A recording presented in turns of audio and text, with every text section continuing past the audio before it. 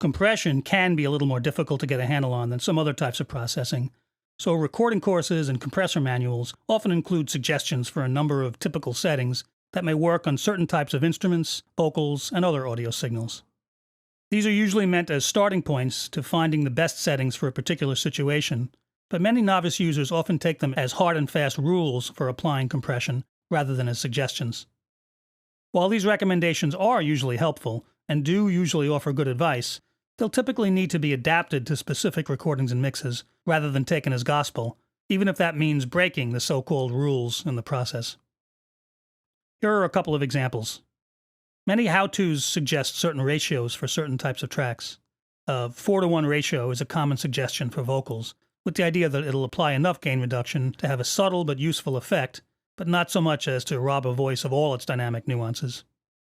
For bass, a higher ratio is often called for, something like 10:1 or so, which effectively operates the compressor as a limiter. In both these examples, and in many others as well, the recommendation is to set the threshold so that compression affects only the loudest notes in the track, leaving the rest of the performance alone. This is meant to ensure that compression newbies, whose ears are not yet attuned to the sometimes not so obvious effects of compression, even overcompression, won't over-squash the signal. Hitting just the loudest bits will ensure that most of the more subtle dynamic variations in the rest of the performance are preserved. Now, these are certainly good suggestions, and if they're followed, chances are the result will be well-controlled dynamics without unwanted artifacts. While a 4:1 ratio is definitely a good starting point, the amount of compression needed will ultimately be determined by the actual recorded dynamics of a particular track and how it sits in the mix, what's going on around it level-wise, and how much dynamic reduction sounds appropriate for the musical style and the specific song and arrangement. I've ended up setting the ratio on vocal tracks to everything from 2:1 up to around 6 or even 8:1 with appropriate and effective results without making the part sound wrong or over-processed. But I know that it's a fallacy. The truth is spoken in your deeds. When it comes to threshold, using that setting to distinguish louder notes to be compressed from softer ones to be left alone is a logical approach, but again, it's not the only one. An alternative is to set a much lower threshold, a level that'll compress almost everything in the track, louder and softer bits.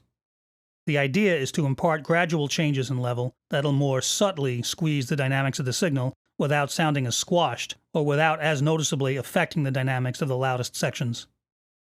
Some compressors excel at this more than others. See video number 8. This approach should be applied carefully to achieve the smoothest dynamics. You'll usually want a lower ratio than you might have chosen if you'd set a higher threshold, as above.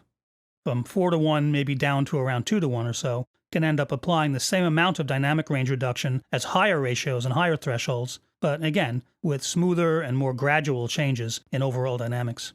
But I know that it's a fallacy. The truth is spoken in your deeds.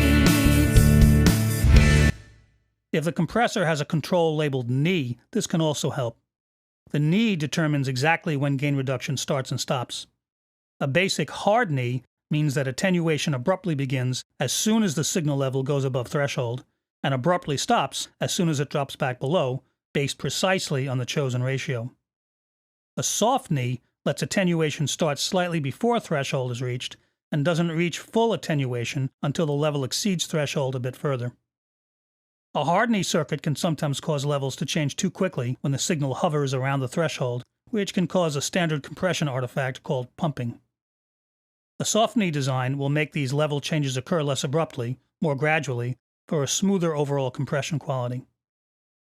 A soft knee response, combined with a lower threshold and ratio, may provide a much smoother compression characteristic, allowing for much more needed squeeze even while the track sounds less compressed. But I know that it's a fallacy.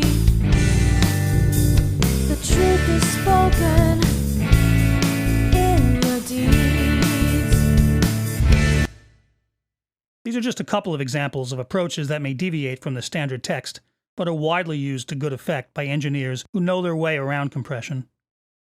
Starting off with a standard recommendation and then pushing things a bit can also be a good way to train your ears to become more attuned to some of the subtler audible qualities of compression.